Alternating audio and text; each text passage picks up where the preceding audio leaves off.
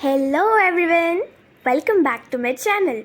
Today we are going to describe a picture, a happy family at the airport.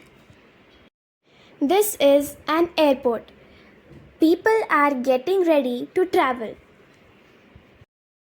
There is a family of four, a father, a mother, a boy and a girl.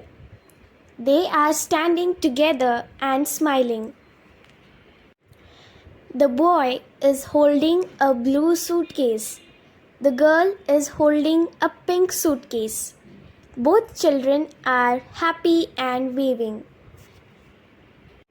The father is smiling and waving. The mother is also smiling and waving.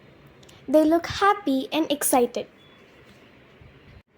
A female airport staff is waving. There are colorful balloons. Some people are standing behind. A male airport staff is waving. A gate 7 sign is there. A child is standing near a bag. A departure board is showing flight details. Big glass windows are behind. We can see a large airplane outside.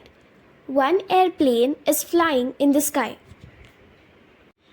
This is a happy family at the airport. They are going on a trip. The children are very excited. Now pause this video and describe the picture in your own words. If you like my video, please like, share and subscribe my channel. Thanks for watching.